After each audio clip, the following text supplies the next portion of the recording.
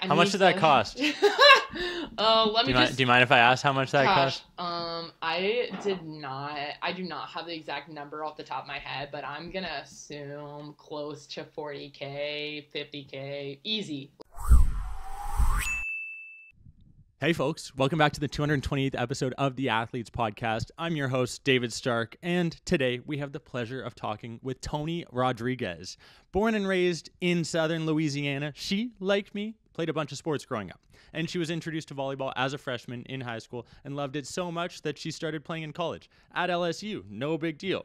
She also started playing beach volleyball at LSU as well. She's obtained 3 degrees, and those come from hard work, dedication, following through on agreements, consuming your protein like Diesel Sports Protein, using the code AP20 at checkout to save yourself money, because why wouldn't you? And I talked about agreements. We also have agreements here on the Athletes Podcast. If you're not familiar, it's one of those few YouTube channels that aren't free. We ask, actually, in return for watching this content, you hit the subscribe button. Super simple process. Right over here or wherever it is, hit that subscribe, follow along wherever you're listening to this show.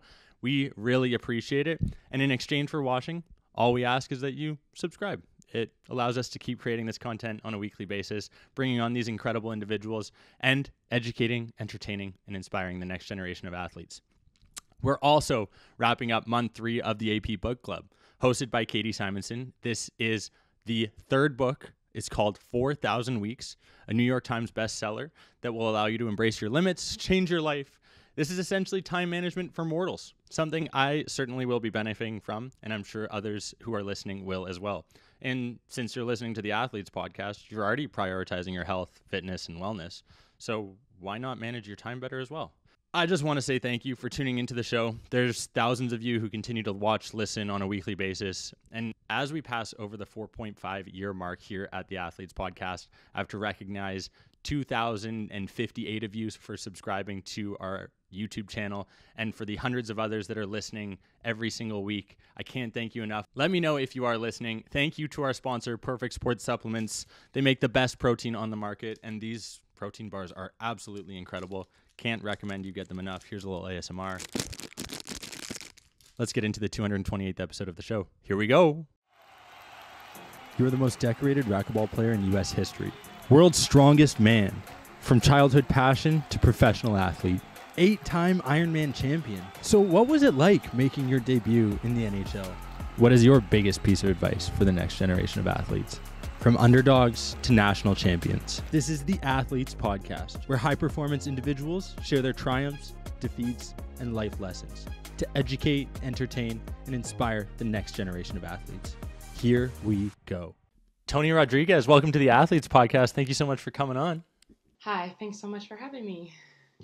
Hey, when you and Parker Harrell continue to reach out persistently, it's inevitable that we're going to get you on at some point. I appreciate your persistence. It's the sign of a good athlete. And clearly, LSU athletics has been breeding them for what seems like decades now. I got to ask, Toni, are you a little jealous of those LSU gals that are raking in the NIL money?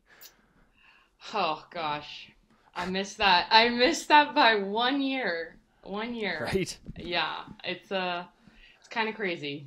It's kind of crazy now that I'm a pro athlete trying to get all of these deals, and all of these college athletes are getting them. It's like, okay. I'm pretty sure I saw on a graph that LSU was at the top of NIL earnings, and I think that has a lot to do with people like Livy Dunn and Angel Reese acquiring a substantial amount of that. But nonetheless, I was curious, as someone who was freshly graduated and kind of, like you said, missed that opportunity by a year, and now pros are like, hey, why are all these college kids getting all the cash? How do you feel? Is there some type of maybe emotions from the pros? We just talked with Xana Muno, I guess it was almost half a year ago now, down in Hermosa Beach, and we asked her a similar question, but I guess maybe as things have gone on, where's your head at now? I mean, it is very hard to get sponsors. It's no joke. And, with the college game getting NIL, it's just even harder. But I think it's just about being persistent and then having people in your corner like Parker Harrell or other agents or people that can just help you get connections. So obviously it would be nice to be a part of the collegiate time in which the NIL is going on, but obviously as a pro beach volleyball player, we don't make a salary, so sponsorship is kind of what we rely on in our earnings. So why is that we have these tremendous athletes who have incredible opportunities to represent their country on a national stage, international stage, yet we can't find brands to fund their dreams and desires to perform at the best? And it is such a shame. With Cook Stark Management, what Lander Cook and I are doing is advocating for female athletes as well. We have 30 clients under our roster, and it is like pulling teeth, despite the fact that everyone sees women's sports on the rise. It's still only been 4, 6, 8% over the past couple of years, now gaining towards 15% media rates, but like still a lot of room to grow. Maybe share a bit about your backstory, the injuries you've had to overcome, because I think when brands start to realize the story that you have to tell, that might be the flip of the switch that they need to jump on the Toni bandwagon and make sure that you're taken care of heading into 2028. Right. Absolutely. So I'm Toni. I'm from Santa Maria, Louisiana, and I am born and raised there. I played a bunch of sports growing up and fell in love with volleyball my freshman year of high school. Knew I wanted to play collegiately going into my sophomore year. By the time I was a senior, I was verbally committed to the University of Tennessee on a full ride, and I was super excited. And 3 games into my senior year, I tore my ACL, and about a week later, the Tennessee coach pulled my scholarship. So, 17-year-old, not really knowing what all of that meant at that time, but now looking back, I was super blessed and fortunate to walk on at LSU. Which was a dream school of mine, and they just weren't recruiting me. But I've always bled purple and gold. My parents were LSU fans basically their whole lives and my whole life. So, went to LSU, redshirted my first year. My second year, I ended up starting for the indoor team, was killing it, and then unfortunately tore my other ACL. After going through it once, I was kind of like, okay, I can do this. Like, it's no problem. I've already done it one time. A second time's not gonna kill me here. But then, unfortunately, I had some crazy infection post-surgery and ended up going to the hospital for about a week. And they had to go into my knee a couple times, and it was just crazy. And finally got through all of that and made it back out on the other side and finished my indoor career at LSU. And then when I was done in 2018, I decided to play my last, my last official season that I could play of beach. In 2019, I had my first season. So I started beach in 2019, and I loved it so much that I filed for a medical red shirt the second year I was at LSU, and the NCAA granted me the red shirt. So, which is kind of crazy and like unheard of. I'm like one of the first 7th years before all of the COVID people. But, so I got another year, came back, and in 2020, unfortunately, COVID hit. We were ranked number 1 in the country, looking to win a national championship that year, for LSU beach volleyball, and season got cut short, but I came back for a 7th year, and we went for the national championship again. We fell short, but I'm sitting here with 3 degrees and just feeling super blessed to have such an amazing college career. So I think adversity fuels that drive for future endeavors, whatever that is. And I think the fact that you are playing at a professional level now on its own is a testament to the fact that you have an incredible work ethic, drive, ability to, go after whatever goal you set out for, clearly, because that is not something you hear often, where people will go through a first ACL, run through it a second time. Brad Thorpe talks about the fact that women in general now actually are seeing a crazy increase in ACL injuries because of some of the training methods and modalities that we're doing. Have you heard that? Is that consistent with you as well? Yes, I recently heard that, and I also have a really good friend. She played with me at LSU, and she is doing a lot of research on women hormones, and they found like a lot of research in like when we're about to go into our, this is kind of gross, but whatever, it's like good stuff. When you're about to go into your menstrual phase, your estrogen or progesterone, one of those two goes up, and it actually makes your tendons and ligaments laxed, which is like higher risk of damaging one of those things.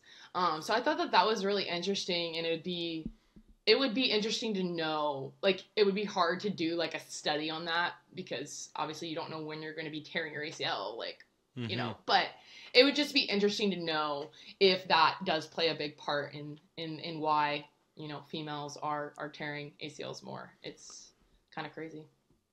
Yeah, I hadn't heard that one, but it would make sense. I mean, your bodies are built to reproduce at the end of the day, right? So, you know, it's probably not prioritizing you jumping as high as possible when it's trying to make sure that you can, you know, build a new life if it's needed. So anyway, I'm not a biology major doctor, nor do I have any knowledge around all of that. So it is good to know. I do know that Brad Thorpe will mention, he'll send me some of that research, and I'll make sure to include it in the show notes and at the beginning of the intro. But it brings up a topic because female athletes right now obviously are still seeing additional exposure, but that comes with additional pressures, additional brands, requests, etc. Can you talk about that transition post-school to pro life and how you've been able to navigate it? Yeah, you know, it can be really hard. I feel like a lot of sports are set up for success when it comes to that transitional period, but for beach volleyball players, you know, it's kind of like all who you know, and just like having people in your corner. I actually decided to move to California to pursue this dream after so one of the USC coaches after the national championship in 2021, she came up to me, her name was Laurel Weaver, and said, "Hey, I really like the way that you play. I would love to play with you. I'm a pro beach volleyball player. Like, you should look to come to California." And like that kind of sparked like me moving to California. And I also had another friend, Claire Coppola. She played at our ones at LSU for 4 years, and she and her family were like, "You need to move to California." And I was like, "Okay, like I don't know how or what or where, but I'm gonna try." And so the connection with Laurel, I ended up living with her for a couple months, and then there's other girls out here that I knew of that play professionally, and so you just started making connections, and then once you make one connection, you make a connection with someone else, and then you start getting invited to training groups, and that's just kind of how I got into it. And then as far as work, you know, because I don't get paid a salary, I ended up coaching for a beach club out here called Elite Beach Volleyball, and I also started my own business called Level Up Volleyball, which is just a virtual recruiting platform. So I help athletes make recruiting videos, help them write emails, get them contacts for coaches, things like that. So the transitional period was honestly easier than I thought it was going to be. It could have been a lot harder or more challenging, but I feel like I had the right people in my corner helping me figure it out. So, and I think that that's what it's all about. I recently reached out to an LSU player that's graduating now, and she's expressed that she wants to play professionally, and I feel like, not that it's my duty, but like that it's like I want to help her. Like I want to help guide her. I want to help her find a place to live. I want to help her get into the USA program. I just want to provide guidance, because I feel like if you don't have that, you can be on an island out here and not know where to go or what to do. So it's part of why I started the Athletes podcast over 4.5 years ago, honestly. So cool. Tony, what you're saying here it resonates. Christy Jenkins traveled over to California, similar story to you. Mm-hmm. I mean, she came from Australia, but like, it seems like California just attracts all the volleyball players. And to your point, there is something about your community that is inviting and allows for people to come in, crash on couches. I know that was one of her stories, and like, you just got to make stuff happen, and people are willing to play with you, whether it's sixes, whether it's doubles. I'm a huge fan of the California kind of vibes, and just the fact that there's 20 plus courts out there on Hermosa Beach where we recorded with Xana, and like, people are just showing up, playing all day, and then crashing. And it's like, there's just a different mentality on the West Coast, a little bit more relaxed. But it requires having a partner, and like, you got to find that partner that fits you, is willing to train with you. I myself would struggle with that because I'm, got a bit of a drive, and, there's sometimes I'm willing to do things most others aren't. Have you had that? Is that something that the volleyball community shares? Like, how do you guys manage that? Everyone always asks, how do you get a partner, or what's the process like? And to be honest, I mean, AVP's talked about it a lot, but like, it's basically dating. It's like, you're like, hey, you want to get in the sand with me? And then it's like, you get out there and you kind of test the waters. It's basically the same as dating. But yeah, I think it's really important to have similar values and similar goals. I think that's the two biggest things, values and goals. If those two things don't align, it usually just doesn't work out. And that's just that. Or maybe those two things do align, but maybe your chemistry on the court's not there, or maybe, maybe you just don't get along with this person, or maybe there's just someone better, so. Dating advice on the Athletes podcast. You didn't know you were coming for it today, but this is what you're getting.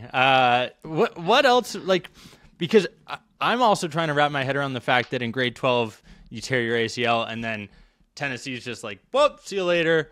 Tennessee, right. Texas, Tennessee, I was right. Yeah. First time. And like, that's got to be, you're like, oh man, I was just committing to you guys for the next half decade of my life, and now you basically are tearing up the contract we had written on a napkin, similar to like NFL contracts still to this day. But what was the process like for you during that time? Parents, support network? Yeah, it was honestly really sad. It was just really sad. I just remember my parents coming in my room and telling me, like, hey, like, they pulled your scholarship. Like, you're not going. And I think that was maybe the worst part, like, seeing my parents so upset for me.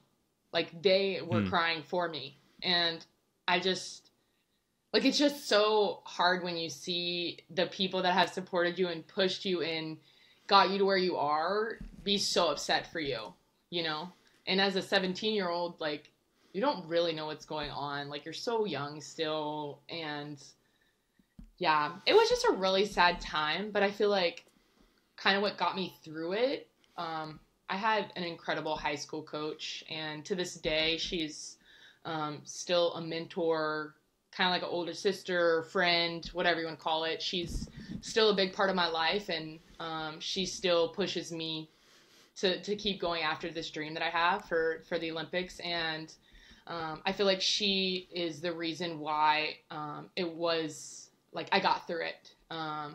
And she like allowed me to basically not coach, but like be a part of like coaching stuff and like start to understand the game more and just like expand my knowledge. And I got to kind of be like an assistant coach. And so although it was like a really like tough time, it was still eye-opening and allowed me to find my passion in coaching. And like, I know that's what I want to do after I'm done playing. So I feel like although, I didn't go to that school, and, I didn't get to have a senior season, and, we were predicted to win the state championship and, all these things, I still feel like I gained good things out of it, so. Yeah, that parent factor is so wild during the whole process too, because they're like an extension of you. They're advocating for you. They're involved in writing all of the applications for those scholarships, I'm sure, to some degree or another. Like, right. And it made me think Skylar Grote, one of the wrestlers on our CSM team, her quote that she shared, it was like, a parent not being proud of you is far more frightening than the scariest opponent. It's a Cale Sanderson quote. And it was like, oh, not the same example, obviously, because they're still proud of you. You just lost it. But like, you do stuff for your parents that you're willing to go through walls. You're willing to do whatever it takes. Right. You'd probably apply the same to your educational institution. So for them to just do that for you with no remorse is like, oh man, this is crazy. Anyway, I digress, because I also think that educational institutions have a right, and when they sign a contract like that and commit to you, it should be their support on the back end, similar to what you're doing. So anyways, that's my personal opinion. Maybe we can change these things down the road, right? This is what we try and do, is aspirational things, inspire people to do incredible feats. You've been able to accomplish some incredible feats, one of which is following up with me like 42 times to make sure we got on this show. Why were you so persistent in making sure you got on? I gotta ask. I mean, Parker just spoke so highly of you, and, you know, I had been checking the podcast out on Instagram and just felt like this would be a really cool opportunity to connect and, just get my story out there. And obviously one of the reasons why I play is to continue to inspire people, even if they do go through, you know, tough times. And, like, I only told you, like, a couple of things I went through. Like, I had a shoulder surgery. I tore my meniscus in 2022. Like, I've gone through so much, and it's so interesting, like, when I'm talking about it, because I'm like, golly, like, I've gone through so much. Like, how am I even still going? And so I just feel like if one person can hear my story and it can help them, that's, like, what I want to do. So I felt like this was the perfect podcast for that. I love that. I'm snapping. It's like the nice way of clapping, I guess, or whatever they do at, like, speakeasies. But, yeah, I'm glad you said it that way, because that's what we're doing. Even if it's just one athlete every episode, the fact that we can make a difference, put this out there, share your story. You should tell us more about your shoulder surgery, everything else that you've gone through, because this is the kind of stuff that people need to realize, whether they're going through this personally right now, whether they're in a dark place, whether they're facing addiction, whether their parents are getting a divorce, like, insert any variable. Those are stories that people can take and be like, hey, I'm trying for the Olympics also in 2028, or I'm 90 days away from the Paris Olympics, and, like, I still need those little bit of tidbits of information and knowledge and wisdom. And, like, so I guess you said you glossed over stuff. What are some impactful stories that you think you should share or want to share, or I'm going to make you share? I mean, I've literally been under the knife so much, and, like, I'm not going to sit here and say it's been easy by any means. And even to this day, like, I still have really hard days. You know, I've recently, like, as you get older, I feel like, you become smarter, right? And you kind of recognize, right. You, like, start to recognize, like, and, like, remember the things that you've gone through. And, you know, you're digging into that kind of stuff with your sports psych. And, you know, recently I have had some PTSD, injury PTSD. So I won't say, like, I'm here to save everyone, but I will say, you know, with the right help, you know, working through those things and understanding why and how to get through it is really important. And, you know, for me, I feel like I've never really been scared to get back on the court. It's just kind of like, when I'm released, I'm going to go. And so I feel like that's one of the positive things, you know, about after injury, you know, because sometimes you can be scared to get back out there. And I feel like it just kind of is what it is. And you just go. You don't think about it. You just go. So.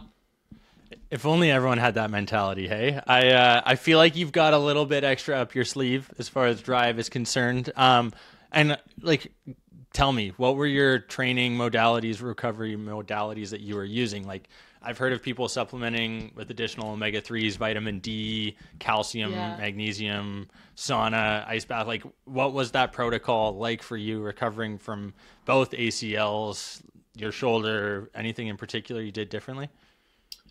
With the ACLs, I used a lot of ice, like compression ice. I think it's called Game Ready, like post-surgery, because you have so much swelling. And then as far as, like, rehab goes, I remember my college experience a little bit more. But with that infection that I got, I had so much scar tissue buildup because they put me in like a mobilizer after they like got it out of there. And some of my like craziest memories is like sitting on the athletic table with my trainer. Her name was Alicia, and she's amazing. Like, bless her heart. I was not a good patient at the time, but I had so much scar tissue that my knee could only flex a certain amount. But we were like trying to push the limits, and I just remember like she's like pushing, and I'm like bawling, crying. Like, it wasn't because she was doing anything wrong. It was just like, this is not going anywhere, and it's super painful. So after that surgery, I feel like I had to take like extra precautions as far as like strength building. I had to get a clean out to get the scar tissue out of there, and it just took me a lot. It was like a lot longer process. So I feel like we used this really cool machine though when I started running. I don't know if you've ever seen it, but you get in it and you put like this little like, I don't know, like this little pants on, and then you zipper into it, and then it blows up and it takes the gravity.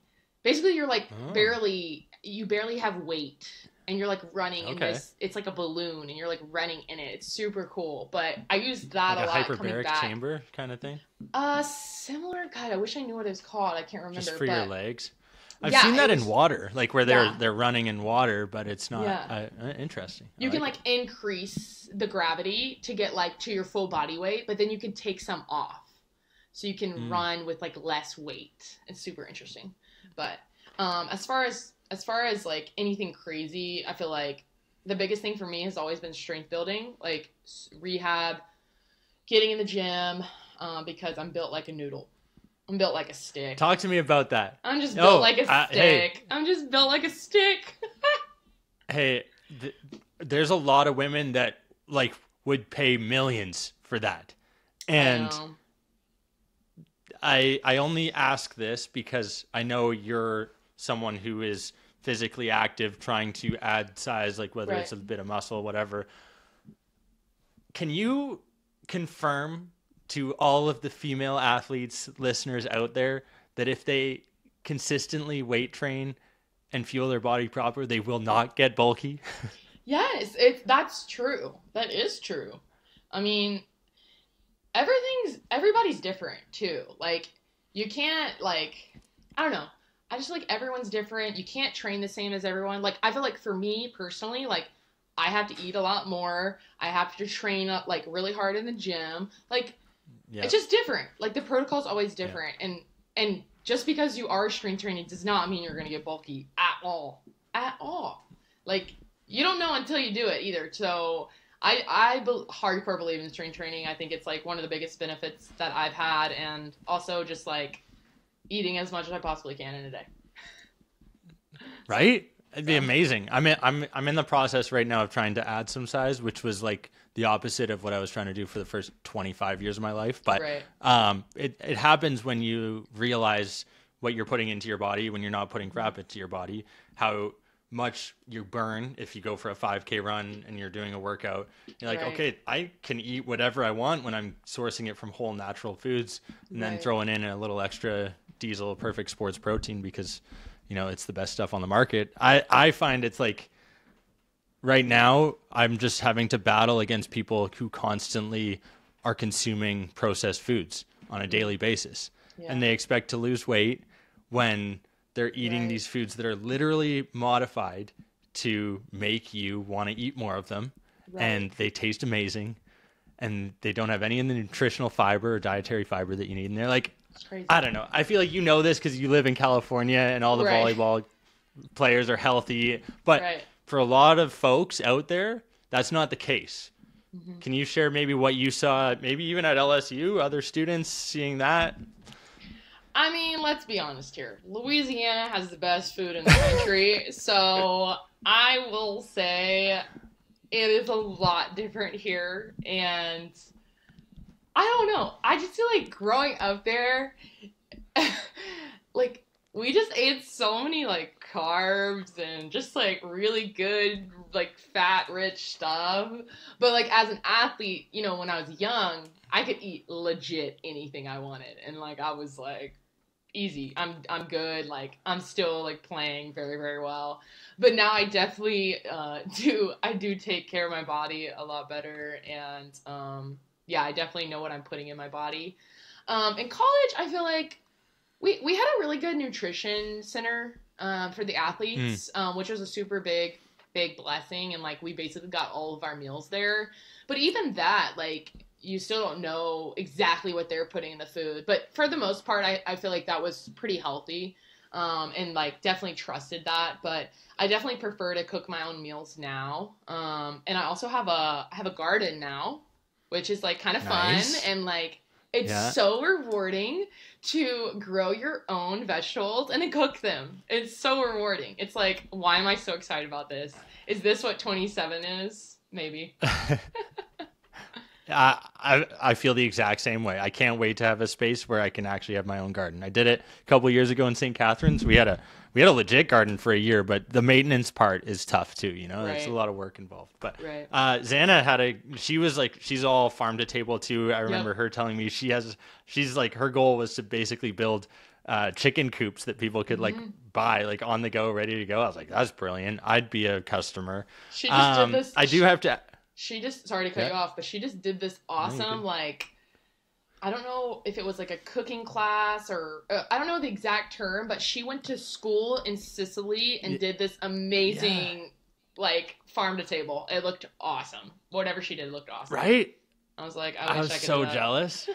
Yeah, I was like, man, one day I just get to add these checks to the list. I get to talk with cool people like yourself on a weekly basis. Hopefully I get the invitation to go out to some of these things when cool people are doing those things and get to tag along. But it does bring up a good point because, you get to travel the world for your sport. You get to try amazing food. I remember when I had the McNamara twins on back 4+ years ago now, they talked about being able to travel over to Asia and get sushi handmade. Obviously from the lower mainland, we're pretty spoiled here with sushi, but any particular area you've been able to travel in this world where there's just been phenomenal food other than LSU and Louisiana, I guess, if that's the fave?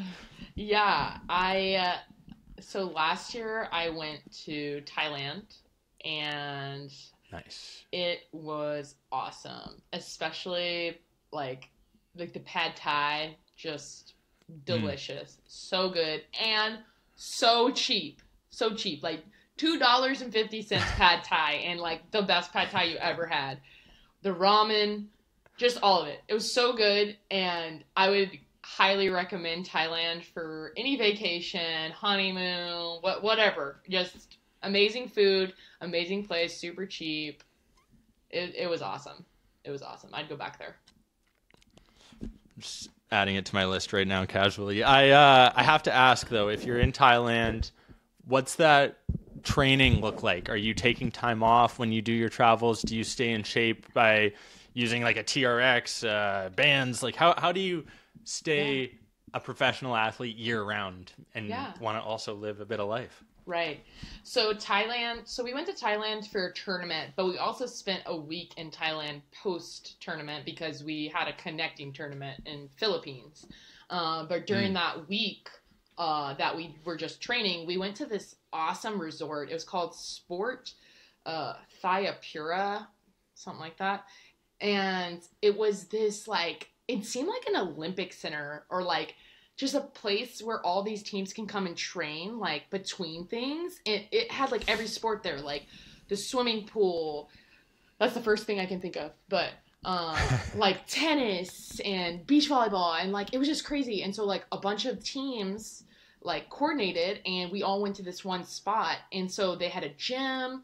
Like, we got with our trainer before leaving and told him exactly, like, what our schedule looked like. And he basically helped us plug in, okay, you should work out here, you should take a rest day, you should recover here, you should work out here. And so I feel like for me, like being an athlete year round, having a resource like that, because I play for USA and I'm in the USA gym, I have that resource where my trainer helps me design exactly what my workouts look like. And so that keeps me very regimented in knowing exactly, when I should take breaks, when I should be off, when I should push it, when I should deload. Like this week I'm deloading in the gym because next week's my tournament.